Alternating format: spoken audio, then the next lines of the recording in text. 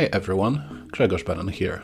The same way we normally consider coal to look black, we consider snow to look white. In fact, since nothing in nature is completely black or completely white, neither are these. None of any known substances absorbs 100% of the light, the same way as none ever reflects full 100% of light back. So in nature, there is no pure black or pure white, the same way there is no pure nothing or pure everything. Knowing the blackest value can be very useful when it comes to physical simulation of PBR materials in computer graphics. I mean, when we use physically based rendering systems. In such case, to get credible and physically correct color results on our digital screens, we need to provide credible and physically correct color information. So, in plain words, if we create color texture for PBR material, which represents some kind of black surface, we shouldn't really apply pure black value to it, because while black is dark, it's actually always slightly brighter than zero. Someone might ask, how much brighter to zero is the blackest black? And here we are with the subject of this video. The search for the actual blackest value for blacks we should use when setting black for PBR materials. I was also told that this subject can be useful when it comes to background color separation for photogrammetry or photometric stereo captures. Basically, the darker the background, the easier it is to crop or mask things we have photographed. And we can make all these background props darker by applying blacker paint to this. Last but not least, since absorbed light turns into heat, and since by accident I almost set one of my wife's pillows on fire simply by illuminating it with the flashlight, I got curious how easy would it be to set blackest blacks on fire just by illuminating them with the flashlight. For those who have no time or patience to watch the entire video, here are quick answers to these questions.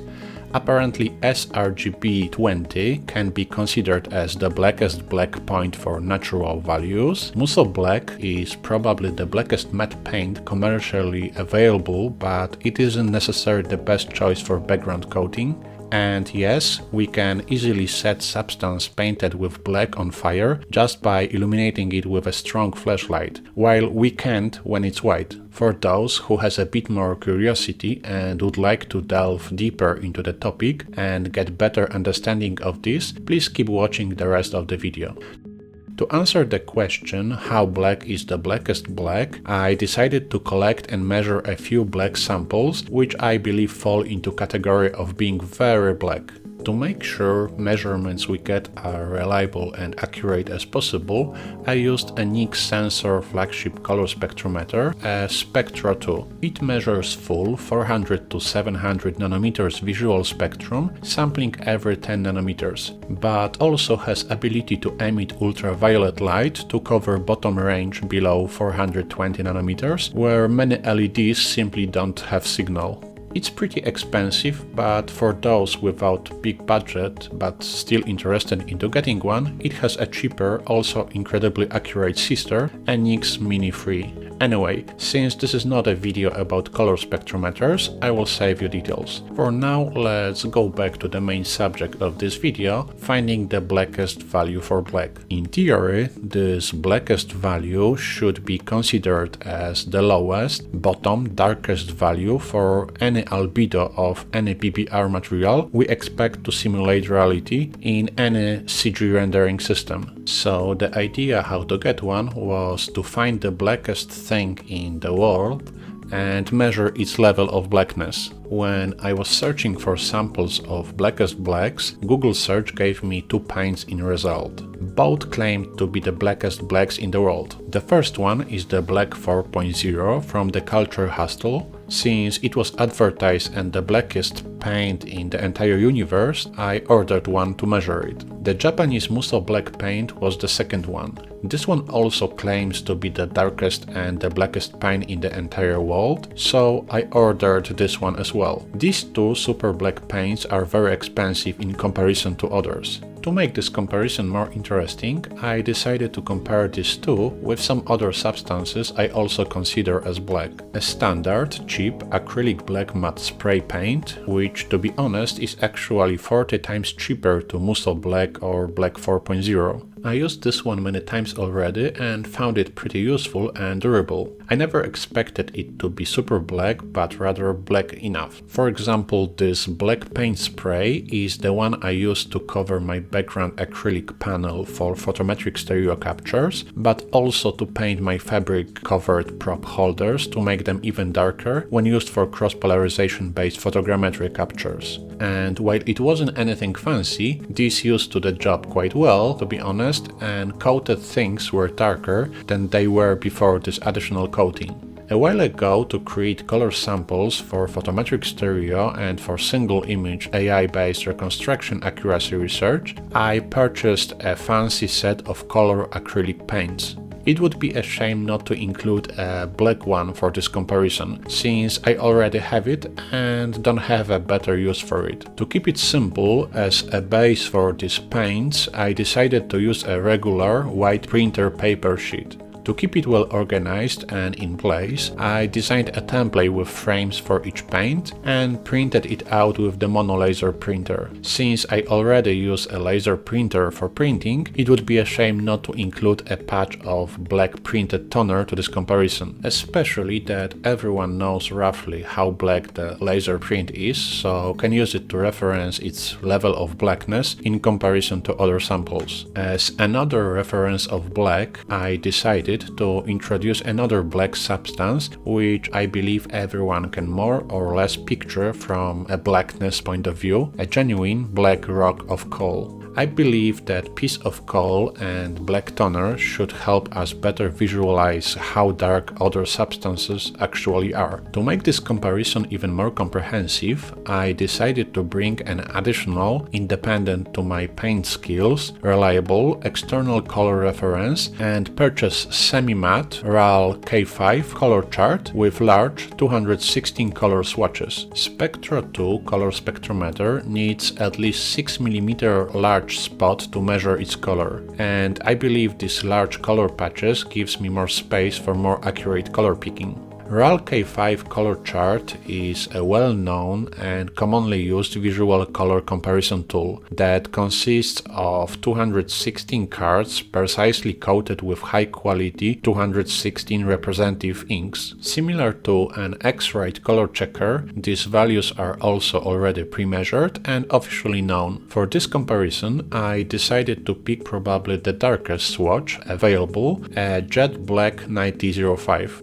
Of course, with all of this, it would be a shame not to include our favorite color reference, an X-rayed color checker passport. Each of its individual swatches are carefully measured and publicly known, with its darkest patch being at sRGB of 50. And here they are, except the coal, which for sample safety I temporarily decided to keep separated. Next, I spent 2 days to prepare samples. Here is the process. I covered the first batch with this cheap super black matte spray through a gap cut from another piece of paper, so the other sample patches stay intact.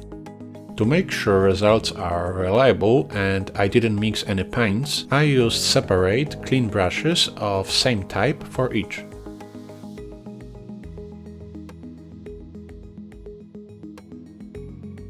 And here is the result.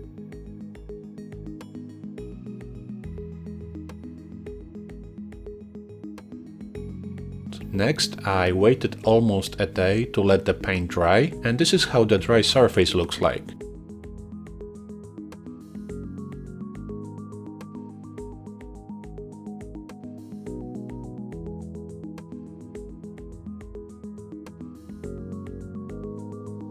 Next, I repeated the process the same way as before, and this is how the surface looks like directly after the second coating. Please bear in mind that for these shots I intentionally positioned the light under the angle, which gives us some glare, otherwise we wouldn't be able to see much except the black void. With the second coating covered, I waited another day to let the paint dry. At this point, after just simple eyeballing, it was obvious which paint is the blackest here, and color spectrometer measurements seem to be just a formality. Unfortunately, it isn't as simple. Color is very complex, and what we perceive as everyday color is composed of many individual components which affect final light response and color perception. Glossy surfaces of the same color appear darker to matte ones because they reflect focus light in single direction, while the matte ones scatters it around. Glossy, polished surfaces may also reflect some environment pollution like mirror does, which can make the color to appear brighter to what it actually is. This is the phenomenon I noticed trying to estimate color of metals, and these are just a few factors, as things get even more tricky when we take substance scattering into consideration and microambient occlusion. Good color spectrometers are made to mitigate some of these factors. Sometimes it means that we need to put much more effort to prepare a dedicated color sample, as surface perception directly depends on its geometry and how contact surface bounces the light. So in this case, I intentionally positioned the backlight the way we can see the glare on each surface,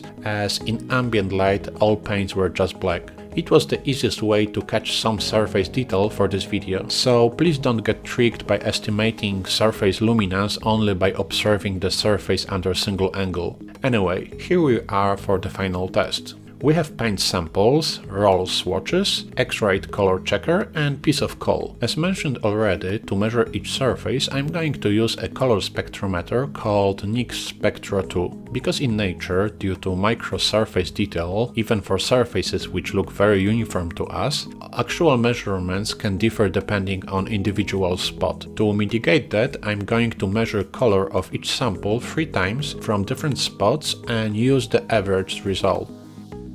Okay, so let's measure each and define the blackest black. First, let's set the multi-point averaging in the NIX Toolkit app to 3. This way we need to pick 3 separate measurements before getting the result. And let's start with the black toner from laser print. So in scale from 0 to 255 in sRGB, its blackest level is at sRGB at 57. Next, let's try with the acrylic black.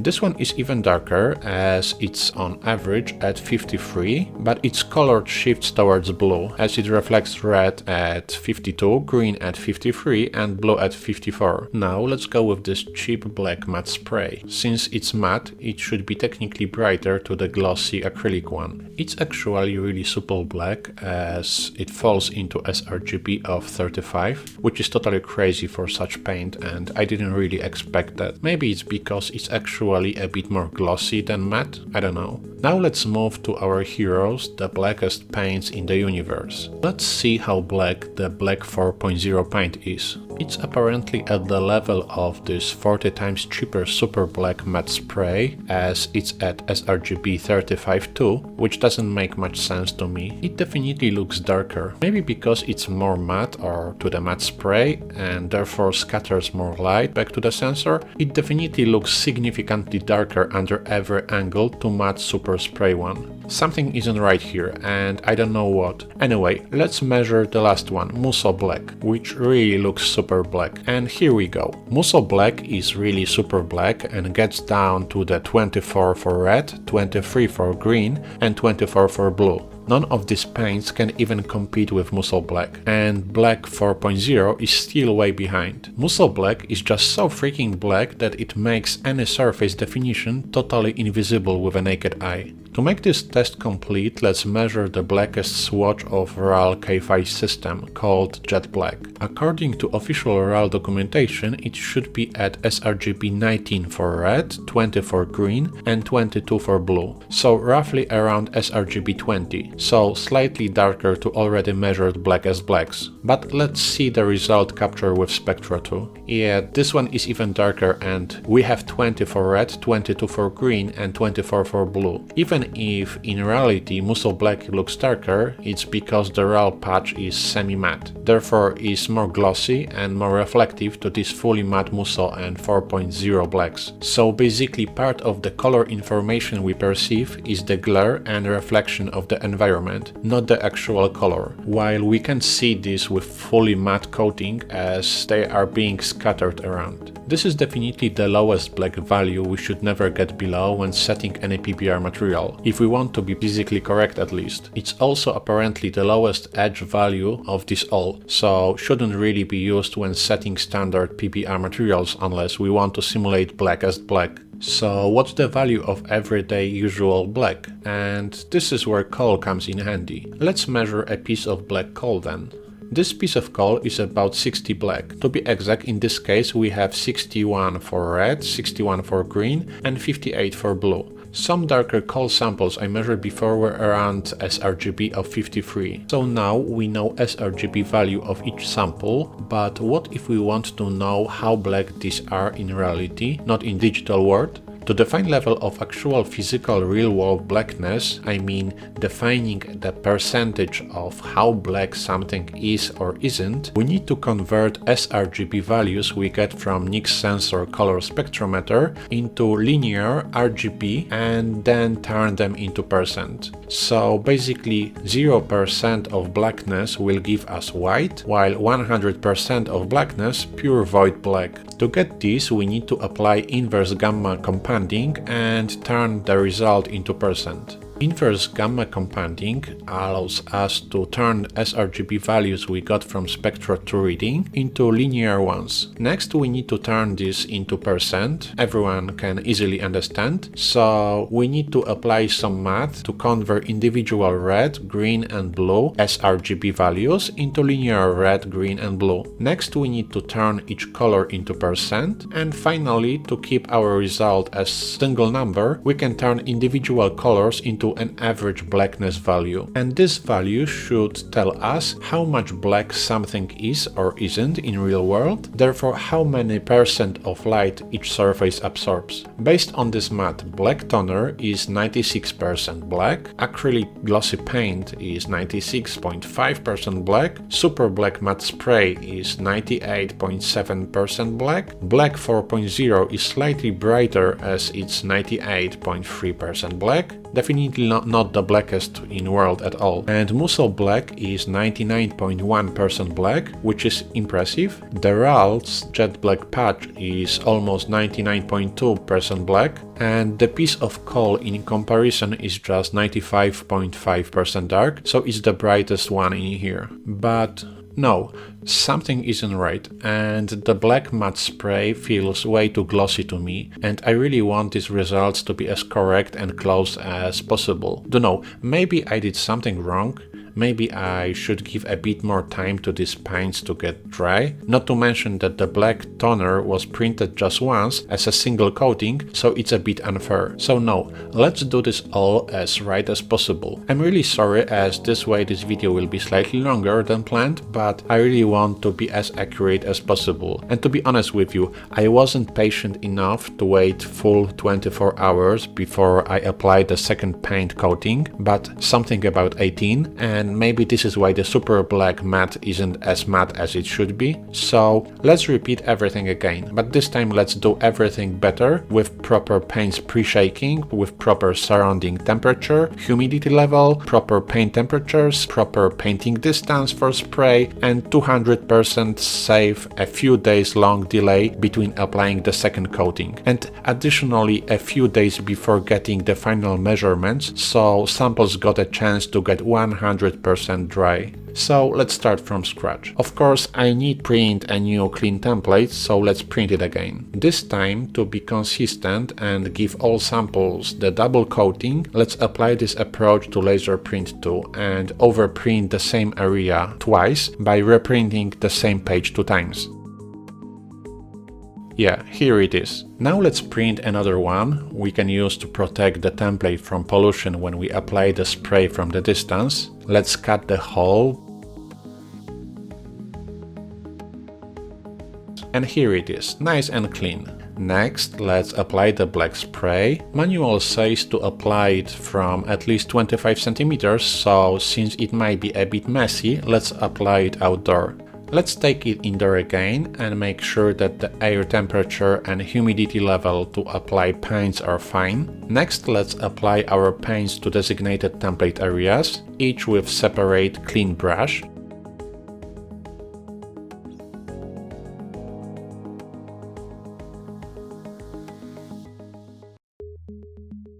Next, let's give it some significant time to get 100% dry in some warm area. I gave it exactly 49 hours before I started the second coating pass. So let's repeat the process again. First, let's apply the black spray paint outdoor. And reapply remaining individual paints, same as before, each with clean separate brush to make sure we didn't mix them together. Just to make it clear, each paint was more than well shaken before use. And here they are, directly after the second coating. These are the best paint samples I was able to prepare. The Musso black paint seems to dry incredibly quickly in comparison to others, or rather it loses its glossy, wet look and turns matte slightly quicker to other paints in here.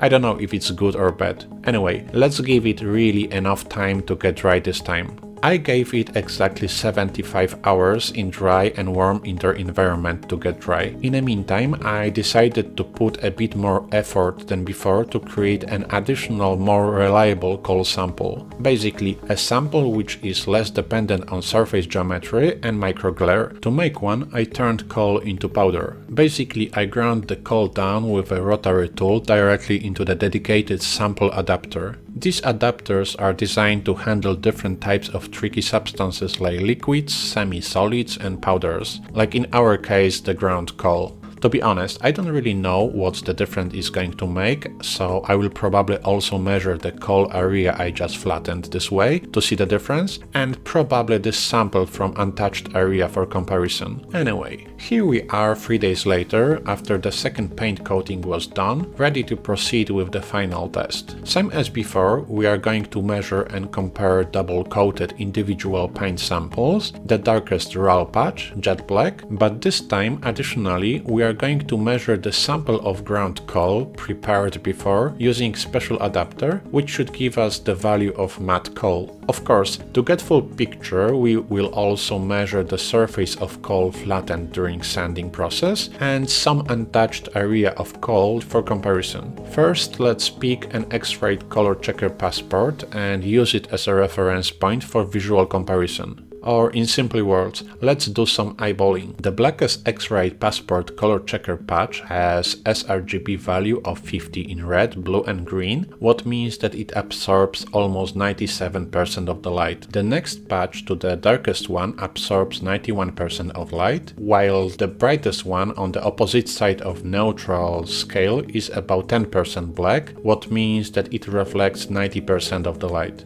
This is how black are all these substances we plan to measure in visual comparison to these X-ray swatches. And this is how the darkest, raw jet black color patch looks like in this comparison.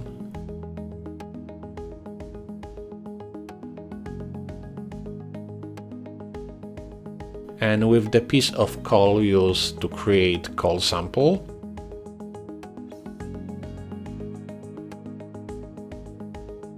and with the coal sample itself. Let's remove the sample's cover as we are going to measure it in a minute anyway and compare it to the Blackest X-ray checker swatch.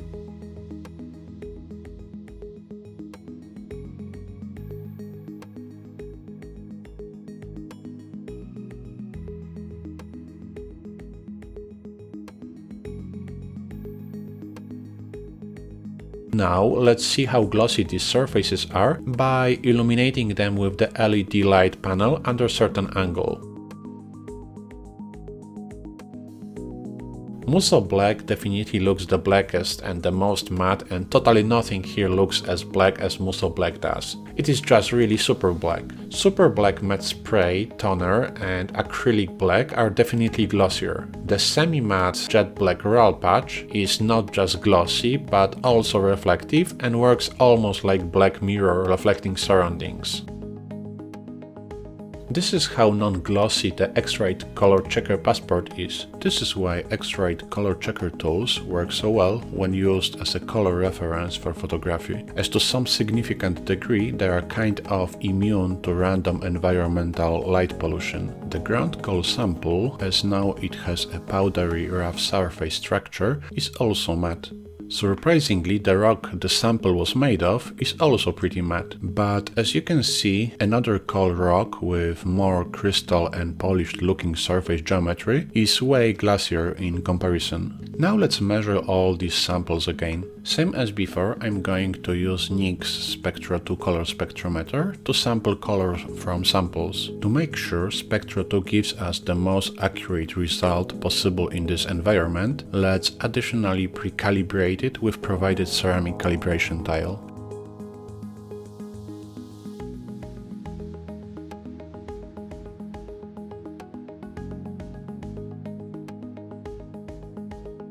Let's make sure our reference white is set as D65 illuminant under 10 degree. Let's make sure that the mode is set to M1, which is the mode which includes full ultraviolet coverage. Next, let's set what exact color information we want to see on the screen, and let's set multi-point averaging to 3, so we get an average value of 3 measurements taken per sample, as this way our result should be even less random and more reliable. And let's proceed with measurements. So we take 3 measurements from 3 different spots within the same sample type. When done, we hit the finish button and we get the result. This time the value for black double coated toner is 47 for red, 48 for green and 49 for blue in 0 to 255 range, which gives us on average sRGB blackness of 48, which by the way is significantly darker to the initial previous single coated base measurement, which was at sRGB 57. So the double coating for the toner made a difference. Let's store these results and all further results for future referencing in app. This way we will be able to access them later if needed. Now let's measure 3 spots of high gloss acrylic black paint. And here we have sRGB 51, 51, 56. It's pretty similar to the previous measurement, which was also somewhere around 53 on average. This one for some reason got slightly more blue. Let's save the reading and measure the super black matte spray.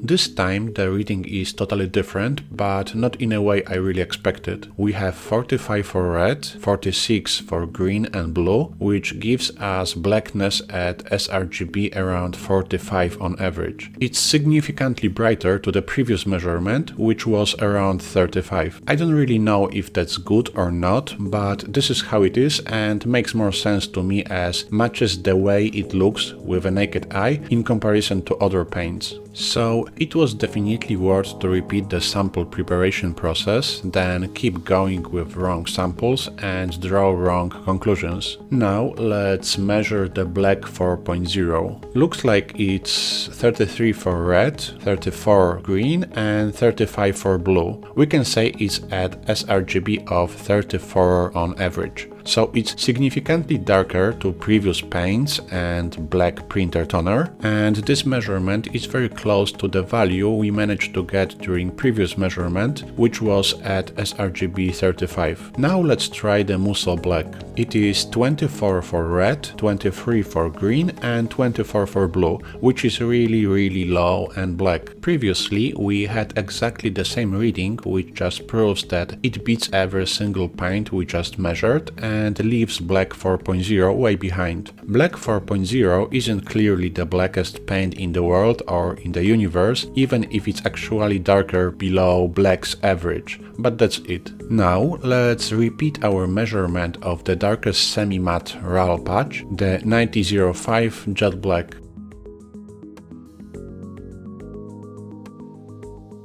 This one is at sRGB 18, 21 and 24, which is even slightly darker to Muscle Black and so far is the blackest black value here. As I said before, according to official RAL documentation, Jet Black should be somewhere around the sRGB of 19 for red, 20 for green and 22 for blue. So the measurement we just took was very close to that level. Depending on surrounding, it doesn't look so black if eyeballed together, together with Muscle Black or even Black 4.0, I guess it's because it's more glossy and reflective and simply reflects image of the environment like a black mirror, while Muscle Black and Black 4.0 are totally matte and don't reflect environment this way at all. Now, let's measure our samples of coal. Let's pick the sample of ground coal and put it into the adapter and take a measurement. For ground coal, it is 44 for red, 43 for green and 42 for blue,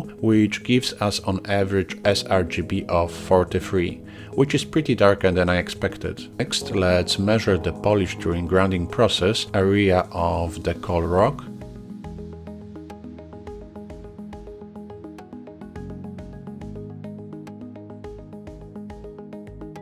The result is much coal alike, which in this case is 59, 57 and 56. Now we will measure a more crystalline looking and shinier piece of coal.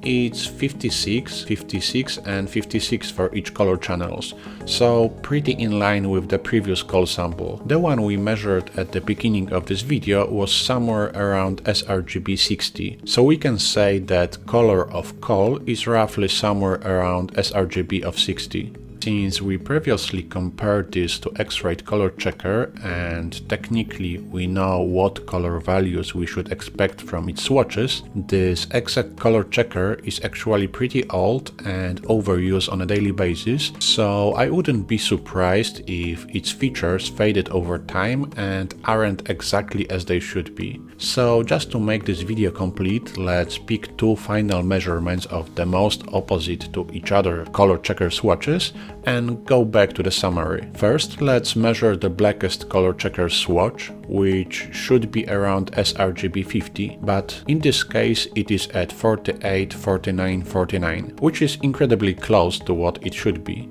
And the brightest one, which should be at sRGB 243, and in this case it's at 243, 243 and 237, which is also incredibly close to what it should be. And basically that's it. I saved all these measurements with the NICS Toolkit app. This way I can access them through the app anytime, but when stored, these values can be also automatically accessed through the NICS dashboard webpage, which can be sometimes really handy, especially when we need access these on our computer. Anyway, with all these measurements taken, it's time for some final summary. First, let's compare these results in sRGB, but also with calculated linear level of light absorption to know how exactly much light each substance absorbs and how much of it gets reflected in visible spectrum as color. Based on these results, the darkest black value calculated in sRGB from 0 to 255 can get down to even around sRGB of 20. I didn't manage to measure anything darker, but I have heard that Muscle Black fabric absorbs even more light due to its fabric geometry and some subsurface scattering, but unfortunately due to its very high cost I decided not to include it into this comparison. If I ever get access to it, I will share this value somehow, even if just through my PBR Color Reference List. But even though we can consider this as extremely dark values which we barely see around on a daily basis, therefore the average sRGB value we should normally consider as black is somewhere between sRGB 40 and 60. 40 would be probably for clean black paints, while 50 to 60 for coals and black looking rocks. So if we consider coal to look black, we should also consider everything below sRGB 60 as black. I added these values to my PBR Color Reference List. The list is available on my Gumroad. For those interested, I put the link to this list in this video's description. There is also another, more physical interesting outcome of this research. When it comes to prop scanning, regardless the technique, we can benefit from decent background separation. It helps with further reconstruction and digital cropping, basically for For 360 turntable photogrammetry scans, reconstruction is way easier if the stand used to hold our probe, as well as the background, are as black that they don't even appear on images. It also benefits photometric stereo captures, as black invisible background makes cropping of individual elements very easy. Not to mention that black surface, which absorbs most of the light, prevents unwanted light bounces and edge glitches.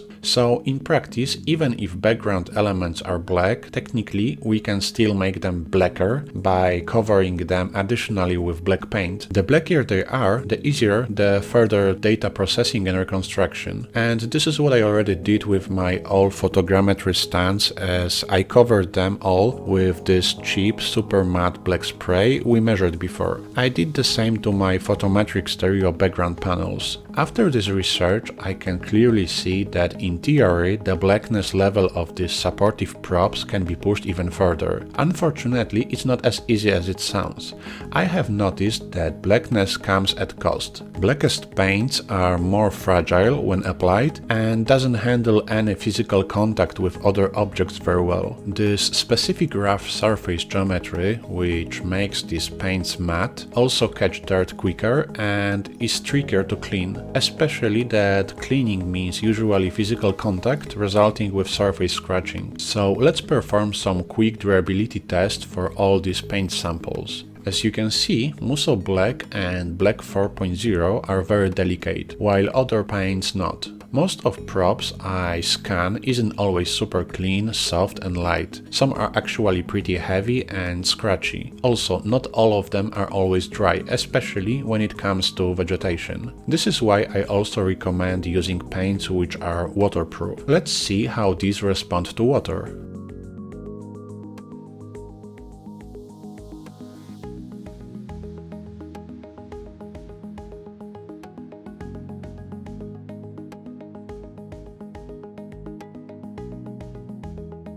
As you can see, Musso Black and Black 4.0 aren't waterproof at all, while other handles water pretty well. So what's the final verdict here? Musso Black is really super black and I believe it can do great job when applied to props holders, but I wouldn't apply it to parts which has direct contact with props. Unfortunately, I consider Black 4.0 as a waste of money for what it pretends to be. It's still far away from being the blackest black in the universe. It's darker to coal or black toner print, but I can see any point of picking it with much better and much darker Musso Black available. Don't know, maybe there are some hidden qualities which justifies this price, but so far I can't see any. I probably won't apply Musso Black to my photometric stereo background panels due to not being waterproof, but also because it catches dirt very easily. Therefore, I would need to repaint it after just a few uses over and over. The super black matte spray is not as dark as these, but when applied can be cleaned with any wet cloth, doesn't leave any black marks on any objects I capture, and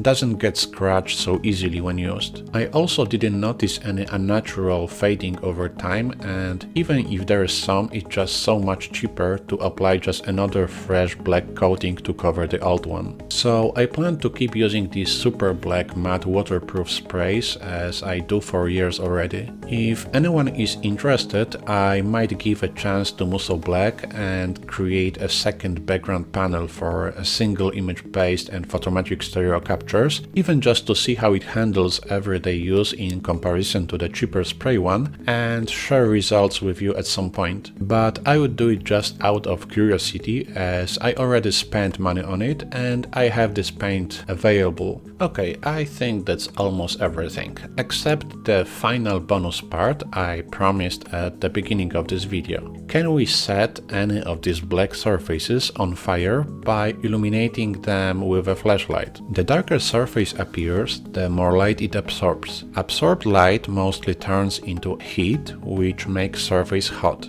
The more light and the higher absorption level, the more heat we get. This is why it's not recommended to wear black clothing during the sunny summer days, as they get hot easily, while white fabrics reflects most of the light energy back and don't get as hot as black do. I assumed that if we provide enough light energy and the surface is extremely black, we should be able to set it on fire simply by illuminating it, right? So why not give it a try? Let's do it. The object which provides a lot of light in short period of time is the flashlight. It provides light usually for just about 1/3 of a second in best case, but it provides a lot of it. If we decrease the distance between the surface we want to illuminate and the flash bulb, really a lot of light should hit the surface. First, let's illuminate black area covered with toner. It clearly got very hot as we had some smoke. Next, let's try with clean white area. As you can see, nothing happens. Let's trigger the flash multiple times. Still nothing. Let's try the black one again.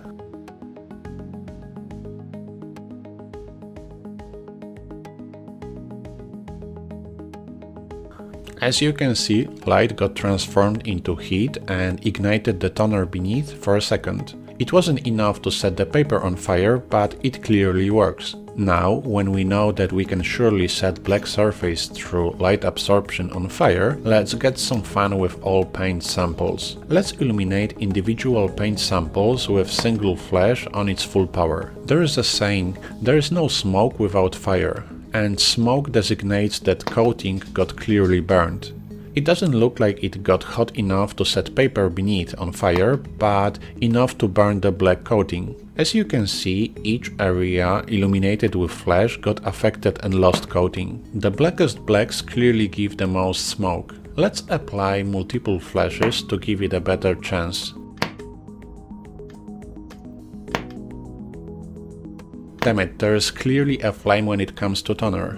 The coating really got burned and now this coating is gone. Let's see how other paints handle the absorption. I clearly didn't manage to set any of other paints on visible fire, but there was a lot of smoke, especially for Musso and Black 4.0, so there was clearly a lot of heat. But if we invert the paper sheet, we can see that actually 2/3 samples got enough heat to burn the paper beneath. I guess it's because printer coating was very thin, therefore the heat has shorter distance to the actual paper. Musso Black and Black 4.0 feel to be much thicker, and even if they failed to deal with more heat, the paper was too far to get affected. Anyway, we have an answer. Yes, we can set black things on fire by illuminating them with a flashlight with close distance. To be honest, I expected much more fire, as I actually managed to set black fabric pillow on fire this way, but we've got what we have. Okay, I think it's time to finish this video. Just to make it clear, I purchased all these paints by myself and don't favor any brand in here. These are not some pre-selected paint samples, but totally random ones from the stock. Everything I said here is just my opinion based on my experience with this. I did really my best to get the most honest results, and here they are. So, to summarize the summary, the luminance range for PBR materials is roughly from 40 to 243 in sRGB gamma space.